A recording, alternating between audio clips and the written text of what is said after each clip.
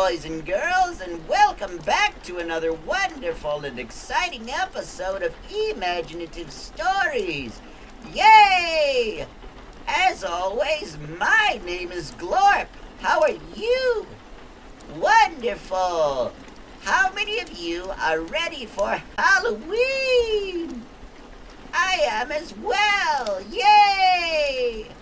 And this week, leading up to Halloween, I will be reading you a very special Halloween book for each day. For today's book, I have a question for you. How many of you let your own fear get the best of you when you are afraid, only to realize that what you're afraid of is really nothing to be afraid of at all? Me too! So, that is what today's book is about.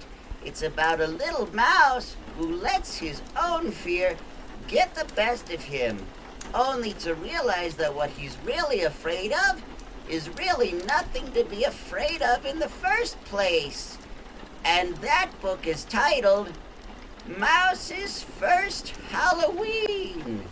So, without further ado, let's begin. Mouse's First Halloween by Lauren Thompson, illustrated by Bucket Aragon. One spooky night when the moon was bright, Mouse crept around, and this is what he found. High in the sky, Mouse saw something flying. Flit, flit, flit. Eek! Mouse squeaked. What could it be? Swooping bats, that's all. Not so scary after all. Down on the ground, Mouse heard something moving. Rustle, rustle, rustle. Eek! Mouse squeaked. What could it be? Tumbling leaves, that's all. Not so scary after all. Up on a pole, Mouse saw something flapping. Flip, flip, flip. Eek! Mouse squeaked. What could it be? A waving scarecrow, that's all. Not so scary after all. Under a branch, Mouse heard something dropping. Plop, plop, plop. Eek! Mouse squeaked. What could it be? Falling apples, that's all. Not so scary after all. Over near the wall, Mouse saw something sneaking. Creep, creep, creep. Eek! Mouse squeaked. What could it be?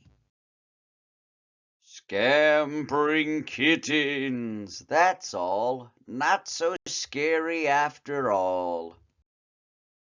Deep in the shadows, Mouse saw something flickering. Grin, grin, grin. Eek! Mouse squeaked. What could it be? A glowing jack-o'-lantern, that's all. Not so scary after all.